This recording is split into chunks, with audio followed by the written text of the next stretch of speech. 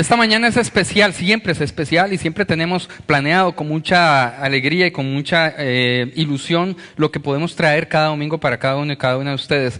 Pero particularmente esta mañana es especial porque estamos empezando, yo creo que la serie más importante del año. Todas las charlas y todas las series tienen algo para alguien especialmente y no sabemos cuándo cada charla puede tocar su vida más o puede tocarla menos.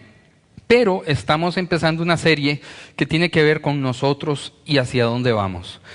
Y vamos a durar 8 semanas para aprender juntos y juntas qué somos y hacia dónde vamos. Y cómo Dios quiere y cómo Dios nos ha estado inquietando desde hace 11 años prácticamente a construir una iglesia, a construir una comunidad. Entonces, esto se trata de usted y esto se trata de nosotros, se trata de una comunidad y se trata del futuro. Vean, en Hawái en una de las islas de Hawái hay una parte, una ciudad antigua que se llamaba o le llamaban la ciudad refugio. Creo que la tenemos aquí. Se llama así.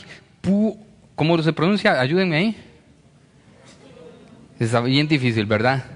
Si una persona rompía las leyes de aquella época, corría a esa ciudad, se refugiaba ahí y nadie podía hacerle daño. No importa cuáles leyes hubiese roto, tenía un lugar donde refugiarse. Si llegaba a tiempo antes de que lo atraparan, nadie podía hacerle daño. Una ciudad refugio. Y parece interesante que en la antigüedad había muchísimas de estas ciudades refugio, no solamente en el judaísmo y no solamente en Oriente Medio, donde nace el cristianismo, sino alrededor del mundo entero, en muchas culturas y en muchas religiones. Ciudades refugio donde las personas que habían fallado, que habían roto la ley, podían resguardarse y nadie podía, porque acuérdense que en aquel entonces no era que habían juicios, ¿verdad? Habían a veces en el desarrollo una especie de juicios, pero eran muy malos esos juicios. Ahora nosotros tenemos, ¿verdad?, la confianza en el sistema que tenemos en nuestro país y en el mundo como para poder hacer esto. Sin embargo, antes no, y lo normal, ¿qué era? Que si pescaban al infractor, ¿qué le pasaba? No le iba nada bien, ¿verdad? La pena capital, como por regla general, incluso por un hurto cualquiera. Bien, en Suiza hay este pico. ¿Alguien sabe cómo se llama este pico? No. Este es un pico altísimo. Es una montaña en los Alpes, entre la frontera entre Suiza e Italia. Y ahí han muerto unos 500 alpinistas. Es la montaña donde más alpinistas han muerto en la historia de Europa. Y se llama justamente el Monte Cuerno, traducido del alemán suizo, Monte Cuerno. Y es muy interesante porque uniendo esas dos cosas, lo que sucedía en las ciudades refugio de antes y lo que es un cuerno, el Monte Cuerno, parece ser que el Monte Cuerno, si nosotros lo pensamos así, han muerto demasiadas personas. Es el lugar más inseguro del mundo, ¿cierto o no? Es decir, escalar ahí es bien inseguro. Pues en el Antiguo Testamento hay otro tipo de cuerno que es el lugar más seguro de todos. El lugar más seguro de todos. Vean este texto que tengo acá. Dice: Adonías tuvo miedo de Salomón, por lo que corrió a la carpa sagrada y se agarró ¿de dónde? De los cuernos del altar. ¿Corrió a dónde? Al altar. Y se agarró de los cuernos. En aquel entonces, cuando eran nómadas, el pueblo hebreo, no tenían todavía el templo que había en Jerusalén, sino que estaban en el desierto y tenían unas tiendas de campaña y ahí tenían un lugar de adoración donde habitaba el Señor, y ahí habían puesto unos cuernos en los extremos del altar donde cada quien, cuando cometía un error, una falta, una falla, corría y si lograba agarrarse del cuerno, de alguno de esos cuernos, ya ahí nadie podía hacerle nada. Era el lugar más seguro del mundo, los cuernos. Muy diferente al cuerno anterior en Suiza, sino que allí Adonías podía agarrarse y no importa lo que hubiera hecho en ese entonces. Claro, mientras era bien incómodo, ¿verdad?, permanecer agarrado del cuerno el resto de la vida. Ahí entonces tenía el chance de defenderse y verbalizar por qué sucedió lo que sucedió y convencer a los demás de que no era culpable. Era el lugar seguro. Y tal parece, y a mí me encanta pensar en esto, porque tal parece que lo que quiere decir que en su concepto más original, el templo, el santuario debería ser un refugio. Debería ser un refugio donde nadie sea agredido, juzgado o señalado. ¿Dónde perdimos esa perspectiva? ¿Cuándo fue que se perdió esa perspectiva de lo que es una iglesia, de lo que es un templo? Era un lugar seguro. Entre más cerca de los cuernos estaba, más seguro, y nadie podía ni siquiera juzgar a esa persona. En el camino perdimos eso. Y en el camino encontramos que justamente ahí en el templo es donde más se juzga, donde más se hiere, donde más se señala, donde más se mide a los demás y a las demás. ¿Me estoy explicando? ¿Es cierto o es mentira? Más o menos, ¿verdad?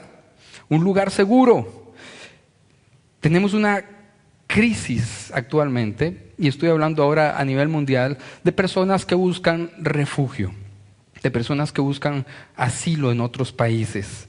No me gusta llamarles refugiados porque realmente no están llegando a un refugio real. Están buscando un lugar, pero nadie les da pelota. Los refugiados de Siria, la gente que está saliendo de unos países a otros países. Y hay campos de refugiados que lo que menos son lugares seguros. Y voy a hablar un poquito de esto. Hace unos meses conocí a Bukuru. Él es Bukuru. Y Bukuru es un imam musulmán en África. Él es de Burundi. Y estuvimos trabajando durante unas semanas en Estados Unidos con respecto a relaciones interreligiosas. Y me hice muy amigo de él. A mí me encanta esta fotografía. Representa mucho para mí. Representa mucho, es casi como Benetton, ¿verdad? Todos los colores. Pero también todas las religiones, musulmán y pastor cristiano. Y él fundó una ONG que me encanta, que es para, imagínense ahí en Burundi, para ayudar a las mujeres, a las niñas, adolescentes y mujeres, a educarse, a llegar a la universidad y a poder salir adelante solas sin depender de los hombres. Aquí lo vemos trabajando con un socio de él, él es Bukuru. Y en una de las conversaciones que yo tuve con él, que fue significativa, entre cafés y mucha conversación, él me hizo ver algunas cosas muy importantes. El año pasado, cada minuto, 24 personas fueron desplazadas de sus hogares por algún conflicto. Cada minuto, 24 personas.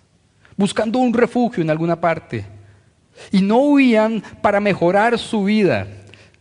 Huían para conservar su vida, para preservar su vida. Es muy distinto salir del país porque me ofrecieron un mejor puesto en alguna parte. Salir del país porque va a haber mejores oportunidades allá. Salir de mi país, en el caso de estas 24 personas que cada minuto tienen que salir de sus hogares, de sus ciudades, de su lugar habitual, es para conservar la vida, para conservar la vida. Así que 24 personas cada minuto. Es una lástima que no podamos tener hoy, hablando de eso, al inmigrante más famoso del mundo. ¿Cómo se llama él? ¿Alguien lo conoce? Es una verdadera tragedia. ¿No se acuerdan de él? Sí, ¿verdad? Es famosísimo. Él se llama Alan Kurdi. Alan Kurdi. Y murió ahogado intentando con su familia y otras miles de personas encontrar un lugar de refugio donde poder vivir, donde poder no ser perseguidos, no ser señalados, no ser atacados, donde poder vivir. Al año siguiente, en aquel entonces huyeron 3.700 personas junto a él y murieron unas cuantas miles. Esta es la foto que trascendió. Pero al año siguiente, que fue el 2016, 5.000 otras personas murieron en el mismo Mediterráneo, buscando un lugar de refugio. Es triste entender que hay millones de personas buscando un lugar seguro para vivir. Un refugio para una larga temporada. Nadie busca y nadie puede buscar realmente un lugar donde huir de su lugar de nacimiento, huir de su lugar donde ha crecido para estar solo unos meses. Se sabe que el promedio de refugiados son 10 años mínimo, y sin embargo eso es una utopía. 65 millones de personas, y esto me lo decía Bukuru, 65 millones de personas desplazadas de sus hogares por la violencia y la persecución el año pasado. 65 millones de personas. Sería el país número 25 en tamaño. Si lo metemos todo en una sola población, 65 millones de personas buscando un lugar de refugio. En un campamento de refugiados donde viven 350,000 personas, 100,000 nacieron allí. Nacieron como refugiados, como refugiadas. Lo que quiere decir que el tiempo que dura, la necesidad de estar refugiado en alguna parte es larga, es bien larga. Así que en realidad yo no estoy hablando de gente que está huyendo de sus países, y esta mañana no voy a centrarme en eso, pero quiero intentar hacerlos reflexionar sobre la necesidad que tenemos también aquí en Costa Rica, miles de personas, de encontrar un lugar seguro para nosotros. Los cuernos del templo, del santuario, donde nadie nos señale, donde nadie nos persiga, donde nos sintamos seguros para tener una relación creciente con Jesús. Donde nos sintamos seguros, donde no importa lo que traigamos en el corazón y cómo haya sido nuestra vida, podamos encontrar la seguridad de un lugar donde puedo crecer libremente en mi relación con Jesús. Hay miles de personas que están buscando un refugio, un lugar seguro, unos cuernos del altar donde agarrarse y sentirse seguros con Dios. Déjeme ver, cuando este amigo mío, una foto un poco extraña de nosotros dos, no nos favorece a ninguno de los dos, y por eso la puse ahí, estamos como enojados, ¿verdad? Cuando él se dio cuenta de lo que había sucedido con todos esos inmigrantes que estaban saliendo de Siria y se morían en el Mediterráneo, en una isla griega que se llama Lampedusa, Francisco fue allí y en la costa de Italia en 2014 nos acusó a todos nosotros, al mundo, de una frase que me llama mucho la atención. Dijo que la población mundial la llamó la globalización de la indiferencia. Y a primera oída de esa frase yo digo, tiene toda la razón Francisco. Tiene toda la razón Francisco. Pero si usted me permite, y en ausencia de mi amigo Francisco, quiero discutir esa frase con él. Y quiero decir, más bien contradecirle, porque yo lo que creo es que la gente normalmente sí quiere hacer algo. Ustedes y yo sí queremos hacer algo, ¿sí o no? ¿O nos queremos quedar quietos cuando la gente está necesitando ayuda? Sí queremos, lo que pasa es que no sabemos qué hacer. No sabemos cómo hacer para que el mundo sea un mundo mejor. O no sabemos qué hacer, si hablamos de la iglesia, para que las iglesias puedan ser mejores iglesias. Y por eso esta charla y esta serie de charlas son tan importantes.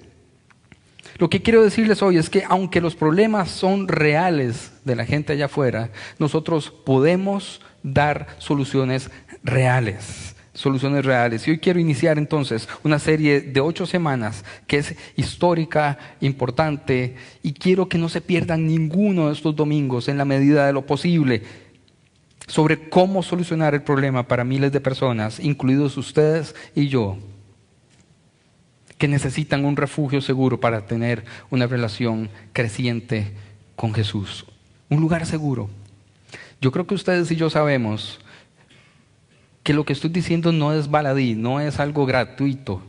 Realmente, muchas veces sabemos de lugares que deberían ser los cuernos del altar, donde sea el lugar más seguro y es el lugar donde más heridas recibimos. Oremos en este momento. Señor, gracias porque tú nos has permitido llegar hasta acá como interludio, como iglesia, como comunidad, y nos has permitido soñar en lo que viene de aquí en adelante. Yo te pido que esta charla pueda ilusionarnos, inspirarnos y llenarnos de tu poder y de tu gracia, Padre. En el nombre de Jesús. Amén. Vean este texto de Josué 21 al 2. Josué 21 al 2, nueva traducción viviente. El Señor le dijo a Josué, ahora diles a los israelitas que designen, ¿qué dice? Que designen ciudades de refugio, tal como le indiqué a Moisés, ciudades de refugio. Sigue el texto acá. Serán lugares para refugiarse de parientes o cualquier, esa palabra puede ser cualquier persona cercana que busquen venganza por la muerte de un familiar. Estamos hablando de algo bastante grave, ¿cierto o no? Designe ciudades de refugio donde las personas puedan huir incluso si hubieran matado a alguien. Eso es lo que está diciendo el texto. Y usted y yo diríamos, jamás. Eso no puede ser posible. La gente que mata a alguien debe ir a juicio, debe ir a cárcel. Lo que pasa es que en aquel entonces no tenían un sistema de justicia como el que tenemos nosotros. Entonces tenemos que ir pensando un poco más. ¿Qué podría significar esto para nosotros hoy en día? En el versículo 2, si lo leemos en el original, podemos ver dos órdenes que da Dios a Josué y a todo el pueblo de Israel en aquel entonces. En primer lugar dice, habla. Y está en imperativo, habla sobre ciudades de refugio. La segunda palabra es construye ciudades de refugio. Habla quiere decir enseñe a las personas lo que significa una ciudad de refugio, lo que significa ser refugiado o lo que significa poder refugiar a los demás. Y yo creo que desde el año pasado, incluso desde antes, en esta iglesia hemos venido entrenando, hablando sobre qué significa ser refugio. ¿Recuerdan? Justo desde hace un año, durante las elecciones del año pasado, del año antepasado, ¿cuánto llevamos? Ya hasta se me olvidó a mí. El año pasado, ¿cierto? Sí, un año. Empezamos a definirnos a nosotros como una iglesia refugio y no una trinchera. Empezamos a hablar qué significa acoger, ser refugio, ser un lugar seguro para todas las personas. Pero no solamente la orden de Dios es habla acerca de ser refugio, sino construye esas ciudades. Tiene que existir un lugar específico para que eso suceda. Un lugar específico para que eso suceda. Para que no sea una utopía.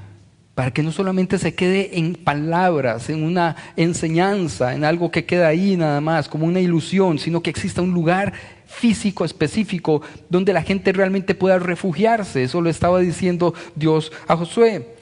Miren, esta iglesia tiene una historia para mí fascinante, porque es mi historia también. Y es la historia mía con mi esposa. Y por eso es fascinante para mí, yo no sé para ustedes, pero estamos cumpliendo 11 años de iglesia prácticamente y 11 años de casados. Nosotros nos conocimos, yo era pastor en una iglesia evangélica, la Viña del Este, y Laura era una cantante muy reconocida en un grupo católico que se llamaba Kairos. ¿Cuántos escucharon Kairos? ¿Saben que estos parlantes que tenemos aquí, estos de arriba no, pero estos los donó un grupo católico a una iglesia evangélica para que pudiéramos empezar? Desde el inicio esta iglesia tiene una historia de unidad y de refugio interesante. Una mujer católica y un pastor evangélico. Miren, recuerdo la primera salida, tápense los oídos si usted es medio religioso o religiosa. Fuimos a comer a un restaurante italiano en Escazú.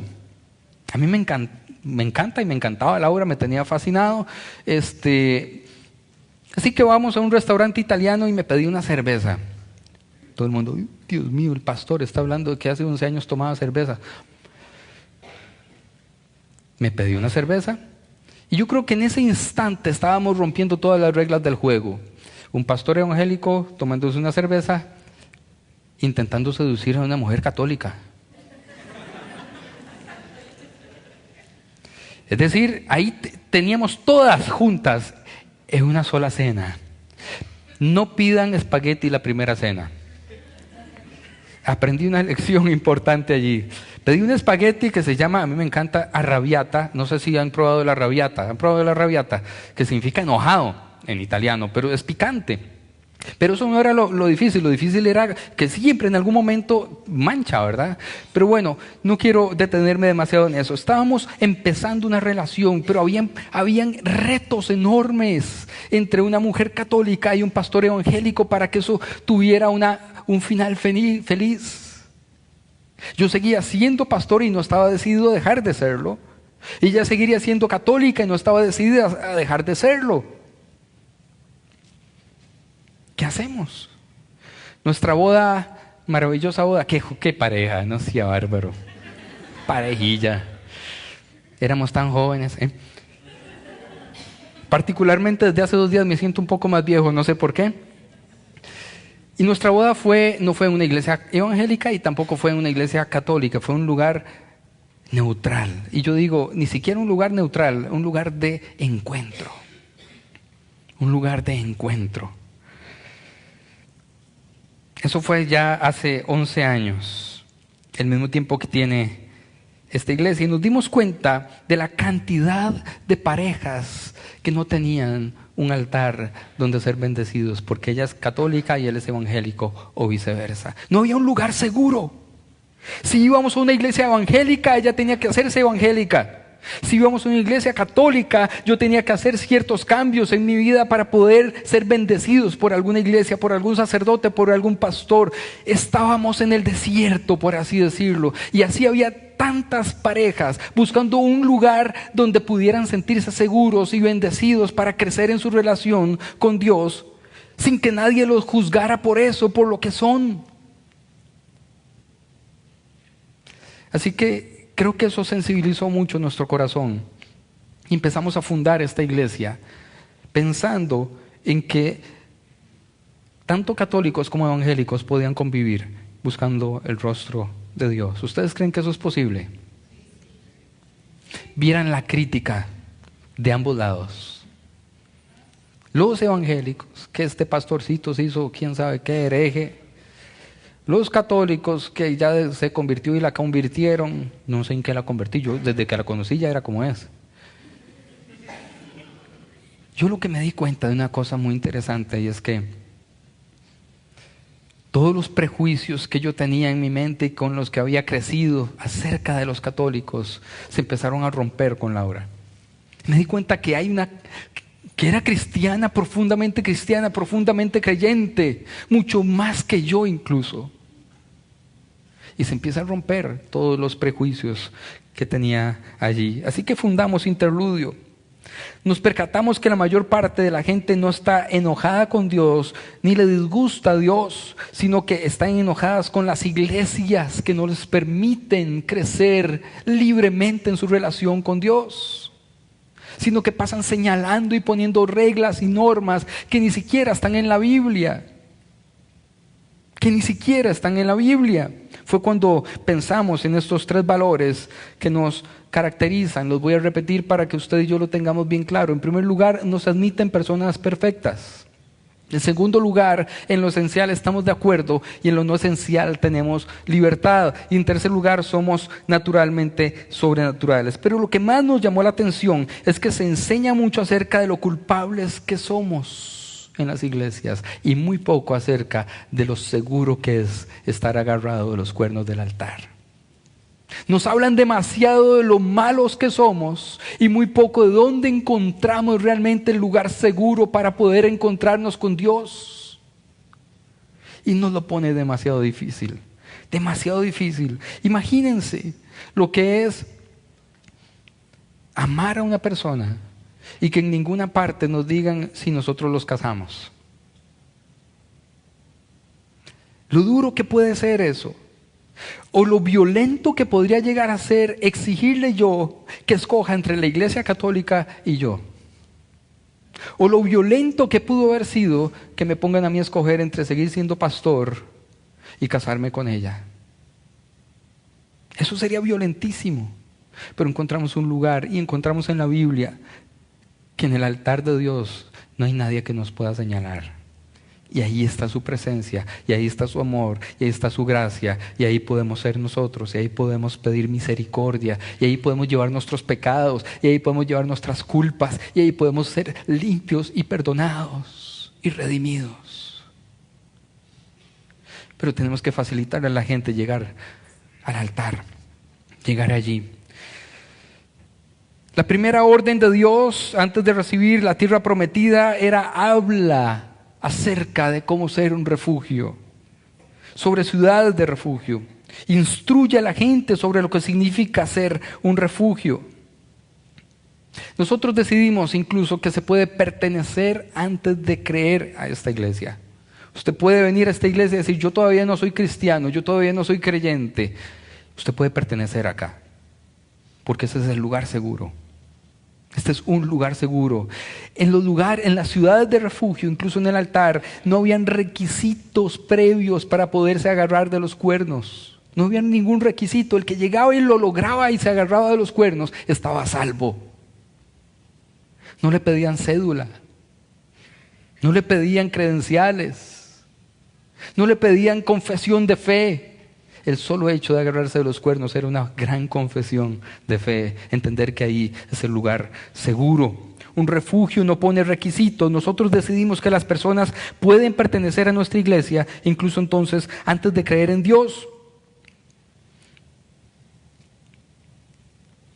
Empezamos entonces en la historia de Interludio a recibir muchas presiones, muchas críticas, pero logramos caminar sobre eso y empezamos también poco a poco a notar que Dios estaba bendiciendo lo que estábamos haciendo, a notar que Dios estaba dándonos algo nuevo y algo refrescante y algo importante y algo sólido y algo profundo que entregarle a mucha gente que está buscando un refugio donde crecer en su relación con Dios. Así que la etapa de católicos y evangélicos había pasado, ya nadie nos hablaba demasiado de eso, estábamos llenos en esta iglesia y seguimos estando llenos de personas que se persignan después de que yo oro y personas que levantan las manos y hablan en lenguas cuando oro también.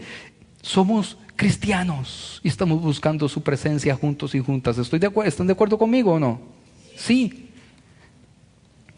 Así que habíamos pasado esa etapa, era etapa superada. Decidimos buscar una manera de hacer iglesia que huyera de todos los conflictos que son normales en las iglesias. Vean, este círculo, y está en inglés porque solo lo encontré así, y no soy bueno dibujando, así que así lo puse.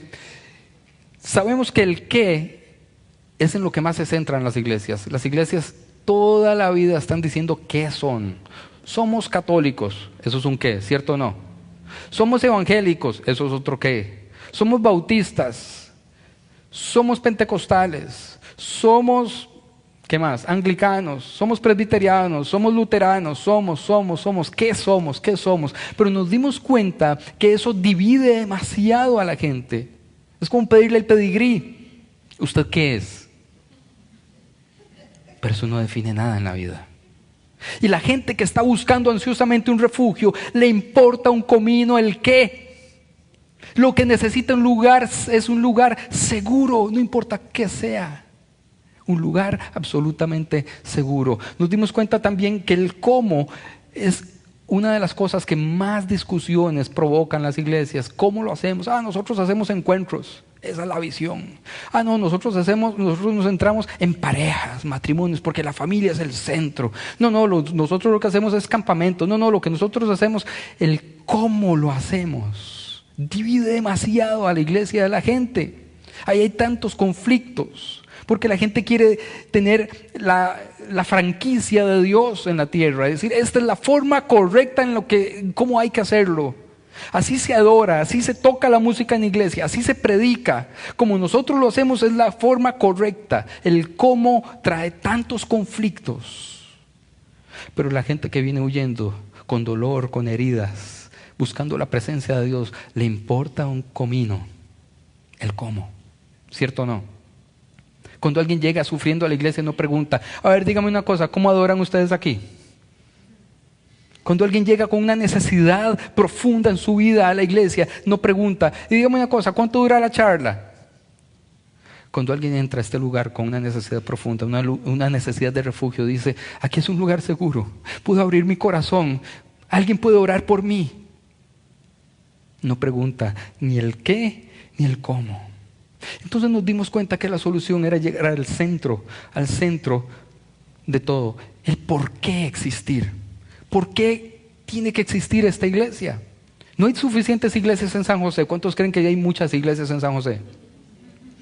Y todos los días hay intentos nuevos de nuevas iglesias, con nuevos sabores, con nuevos colores, con nuevos nombres, cada vez más innovadoras, etcétera, etcétera. Aquí a la vuelta hay como 25 iglesias. Si usted sale de aquí aburrido de esta, les recomiendo que aquí en el área ya puede encontrar en 2 cuadras muchas iglesias donde poder buscar otra opción.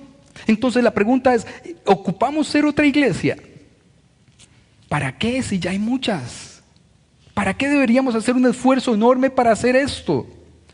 ¿Por qué no mejor nos unimos a una que nos guste mucho y ya? El por qué es importante. Entonces descubrimos que el por qué tiene que existir interludio es porque Dios nos ha dado una visión distinta, una visión profunda, una visión de reconciliación. Esta es nuestra visión. Bueno, esta no es la visión, esto es un resumen de lo que acabo de decir. El qué siempre trae división, el cómo trae muchas discusiones, pero el por qué es el llamado de Dios para la iglesia. Y tenemos que centrarnos en el por qué tenemos que existir, no en el qué somos ni el cómo lo hacemos. Esta sí es la visión. Nosotros existimos porque nosotros queremos seguir a Jesús y ser una comunidad reconciliadora y un refugio que integra a todas las personas sin distinción alguna. Aquí están todos los textos en los cuales hemos inspirado nuestra visión. Seguir a Jesús y ser una comunidad reconciliadora y un refugio que integra a todas las personas sin distinción alguna. Yo quiero que lo leamos juntos y juntas en voz alta al contar 3. 1, 2, 3. Seguir a Jesús y ser una comunidad reconciliadora y un refugio que integra a todas las personas sin distinción alguna. Por eso existimos. Sin distinción alguna no es una frase cualquiera. Sin distinción alguna de verdad. Integrando a todas las personas, siendo un lugar de refugio. Un lugar de reconciliación. Una vez tuvimos hace muchos años, un momento como cumbre, clave de la historia de Interludio. Y había muchos católicos y muchos evangélicos y empezamos a pedir perdón por lo que nos habíamos hecho mutuamente durante la historia entre católicos y evangélicos. Nos hemos herido. Ustedes han escuchado gente que en la familia ha desconocido a otra persona porque se hizo de otra iglesia. Eso causa dolor, ¿cierto? Gente que la desheredaron porque se convirtió, porque se hizo, porque se fue, porque renegó de su fe, por lo que sea. Dolor. Estudia el territorio, Deuteronomio 19:3, y divide en 3, luego se convirtieron en 6 ciudades, no solamente 3. En 3 regiones esa tierra que el Señor tu Dios te da, de modo que haya una de las ciudades en cada región, Entonces cualquier persona, solo los cristianos, solo los creyentes, solo los judíos de pura cepa, no, cualquier persona que haya matado a otra podrá huir a una de las ciudades de refugio para ponerse a salvo. Dios estaba dándole órdenes demasiado específicas a su pueblo. Divida el territorio. Y yo tengo aquí un mapa para que ustedes vean. Yo sé que está pequeño, pero intentemos ver. Son 6 ciudades. Aquí está una que se llama Kodesh, Golán, que todavía ahora está en conflicto con el Líbano. Los altos del Golán se llama. Ramot, Besel, Hebrón, que también tiene mucho conflicto hoy, y Shechem. Son 6 ciudades. Si ustedes las ven distribuidas así, tenían que estar suficientemente cerca, máximo a 24 horas de distancia de cualquier persona. Máximo a 24 horas de distancia de cualquier persona. De tal manera que si alguien tenía que huir, no le tomaría demasiado tiempo llegar a una ciudad de refugio y se salvara de verdad. Dios estaba preparando todas las cosas. Otra cosa que era importantísima era que las ciudades fueran distintas al resto de cosas. Tenían que estar pintadas de otro color y tenía que haber un rótulo que dijera: esto es una ciudad de refugio, para que nadie se perdiera, para que nadie se fuera por otro camino, para que todo el mundo supiera dónde ir cuando ocupaba ir a un lugar de refugio. Estaban perfectamente señalizadas. De esto se habla muy poco en las iglesias. Lugares de refugio, perfectamente señalizados a máximo 24 horas de cualquier persona en todo el país. Si vemos el texto original donde dice estudia el territorio, lo vemos así. Esta es otra versión en la Reina Valera del 60. Dice: arreglarás los caminos.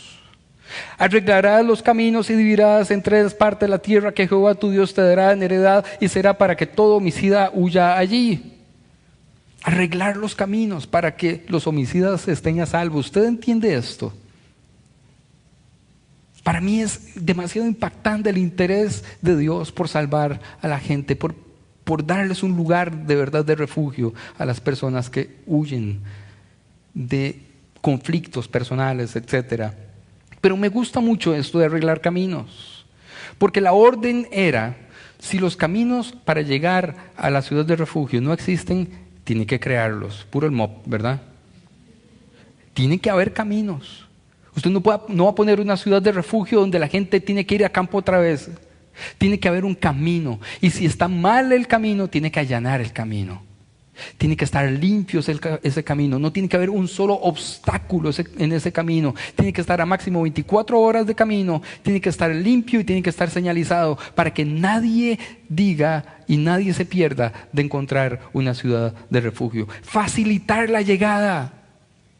Facilitar la llegada. Es decir, entonces, es un contraste con mucho de lo que vemos hoy en día. Y yo escucho mucho esas frases como: bueno, es que eso se llama evangelio light, le facilitan demasiado las cosas a la gente. ¿Han escuchado esa frase? Es una iglesia que lo pone demasiado fácil todo. Allanen el camino, dice el Señor. Hagan caminos. Que esté limpio el camino para que nadie tenga dificultad para agarrarse de los cuernos y estar a salvo. Si está sucio el camino, limpia el camino.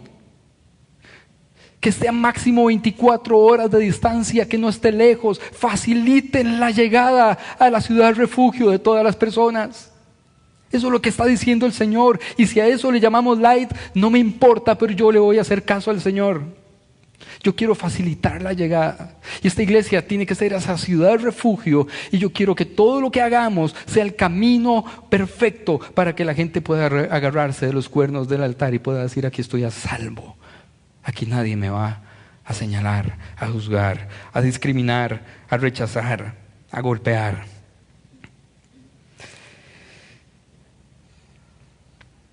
El año pasado fue un año en el que nos dimos cuenta de la cantidad de personas que buscan un refugio. Yo recibí, y no quiero sonar pretencioso, ni quiero sonar y hacer demasiado énfasis en eso, pero recibí miles de mensajes de personas durante las elecciones que salieron de sus iglesias o que ni iban a una iglesia, pero estaban muy asustadas y buscaban un lugar de refugio donde creer. Donde creer, donde sentirse seguros, seguras. Y lo que necesitamos ahora es dar un siguiente paso en la historia de esta iglesia. Esta serie y este año serán verdaderamente inolvidables. Estoy seguro de eso porque tengo la convicción de que nosotros vamos a lograr dar este paso. Necesitamos un lugar propio, un refugio. Le llamamos ciudad refugio por el versículo que define el carácter de esto, pero no porque tengamos un terreno gigantesco que se convierta en una ciudad. Es un terreno perfecto para lo que buscamos. Pero necesitamos hacer lo propio. Vean lo que hemos soñado para esto. Estos son sueños y queremos que sea más o menos así. Este sería más o menos, ¿verdad? Más o menos. No vean esto como algo definitivo. Vean esto como algo de ensoñación, como algo que estamos programando para hacerlo. Parte de lo que soñamos para el auditorio, con algo arriba que se convierta en un auditorio también para en verano, obviamente a cielo abierto. Algo así se vería por dentro. En rojo me gusta más, yo no sé usted. Queremos ser bastante amigable con el ambiente y utilizar y reutilizar materiales. Queremos soñar con un edificio que sea muy lindo, muy fresco, pero al mismo tiempo amigable con el ambiente. Espacios bastante abiertos como esto, o espacios para conversar, así queremos tener un cafecito allí, etc. Entonces estamos soñando con todo esto. Vean, para ir terminando mi charla esta mañana, quiero ir llegando al punto crítico de lo que quiero decirles hoy. Habiendo entendido que Dios ha dispuesto en la Biblia que hagamos ciudad de refugio y que nosotros podamos ser una ciudad de refugio, no al margen de la ley, que la ley haga lo que tenga que hacer, pero aquí, quien esté aquí está seguro. Quien esté aquí está seguro. No importa su pasado, no importa los errores que haya cometido, no importa si viene deprimido o deprimida, no importa si viene divorciado 3, 4, 5, 10 veces, no importa. Vean, quiero decir algo que probablemente puede sonar muy atrevido lo que voy a decir, pero a mí me llama mucho la atención, antes de continuar con esto y terminar. ¿Han notado que, por ejemplo, en muchas iglesias Los diezmos siempre son santos, pero las personas no. Llega una persona LGBTI, una persona homosexual, y los diezmos de esa persona son recibidos porque son diezmos santos. Pero esa persona no puede agarrar el micrófono y hablar o cantar. ¿Ven una contradicción allí? Esto es violento. Porque hay doble moral en la iglesia. El dinero sí lo recibimos, pero la persona no. Y yo quiero que seamos un verdadero refugio como el que Dios diseñó para la iglesia. El 5 de agosto del 2010, un derrumbe enorme en una mina de cobre en San José, en Chile, encerró a ¿cuántas personas? 33 hombres a más de 800 metros, de profundidad ahí abajo. Estos hombres, después del derrumbe, buscaron un lugar de refugio que habían construido. En todas las minas hay lugares de refugio y se metieron allí. Este es el lugar de refugio y eso es parte de más o menos cómo se vería ellos ahí adentro. Pero tenían oxígeno, provisiones y agua solo para 10 días máximo. A 800 metros de altura arriba, la gente no sabía ni siquiera si estaban vivos. Y tenían la misión de rescatarlos. Allá arriba entonces no les toma mucho tiempo a los expertos darse cuenta de que no hay solución. Nunca se había logrado rescatar personas a tanta profundidad. No hay máquina posible que corte la piedra tan rápido. Y saben que no hay solución, no hay nada. ¿Cómo se hace eso?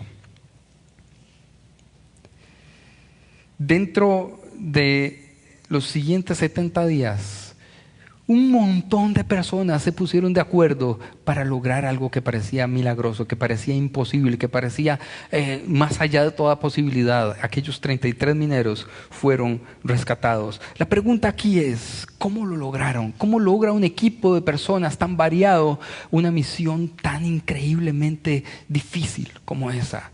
Porque para nosotros la pregunta es, ¿cómo logramos nosotros construir una ciudad refugio? Es algo demasiado grande para nosotros.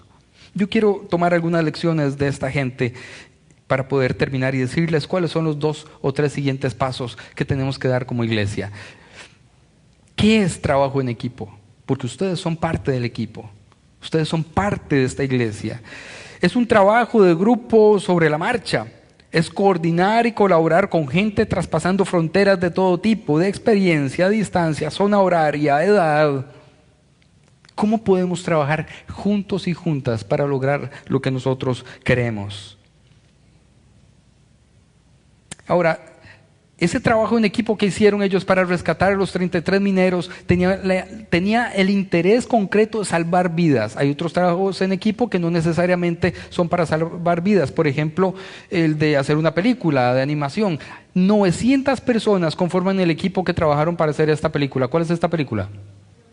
Frozen, famosísima. 900 personas trabajaron para que funcionara, pero ellos no tenían que salvar gente. Es distinto trabajar en un equipo para hacer esto que trabajar en un equipo que tiene nada más horas para salvar la vida de muchas personas. Yo me considero que nosotros estamos en el tipo de equipo que tiene que salvar gente y que nos urge tener un lugar especial para eso.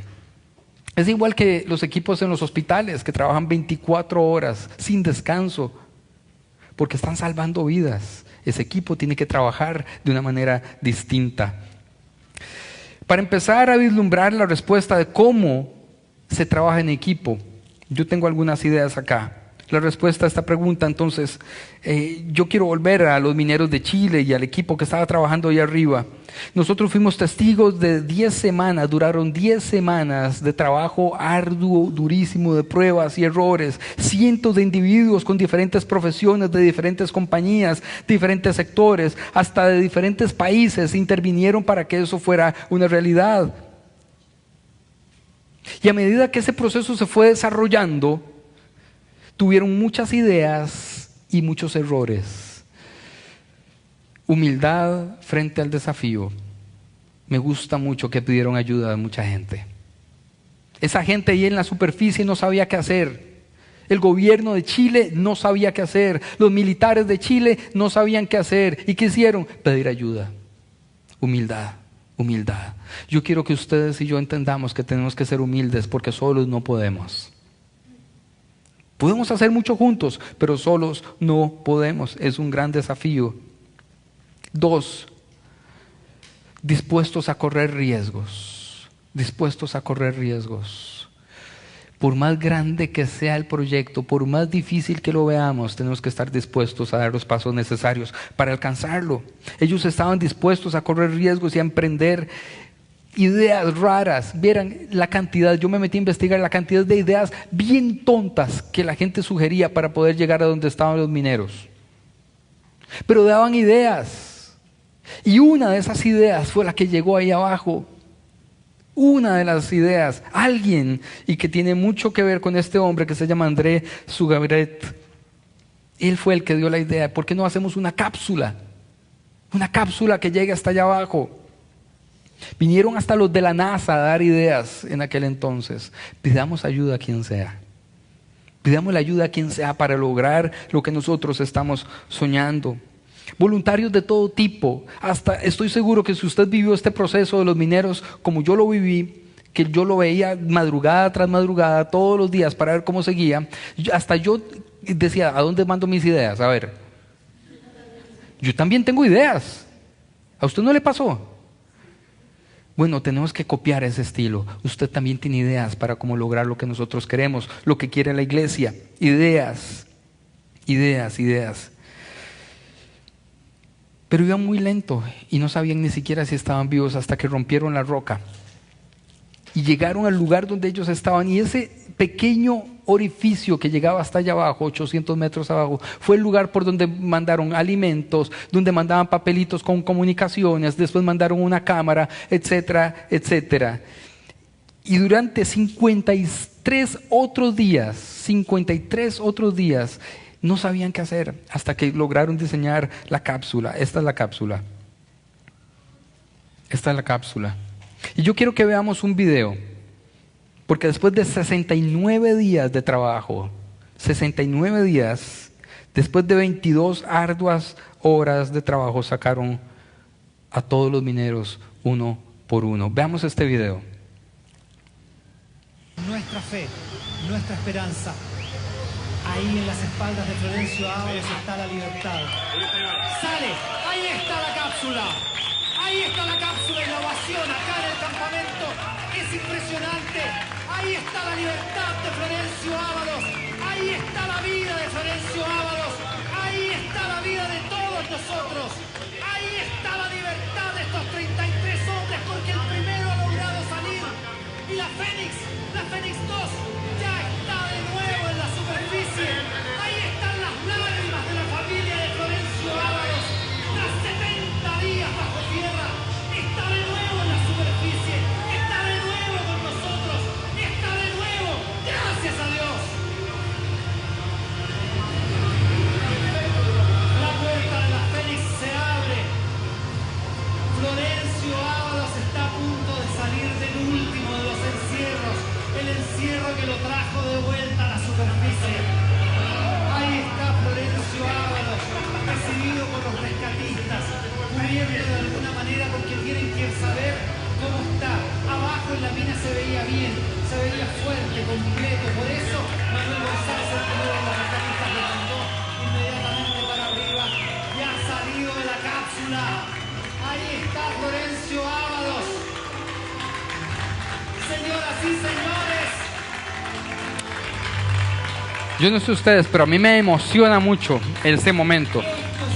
Me emociona muchísimo pensar en lo que sintió el equipo de trabajo.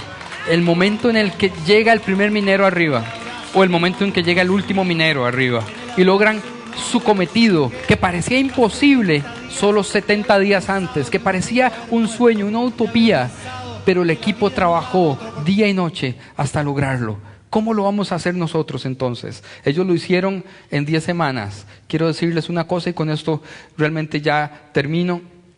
Nosotros solo tenemos 8 semanas. Solo tenemos 8 semanas para el gran primer paso.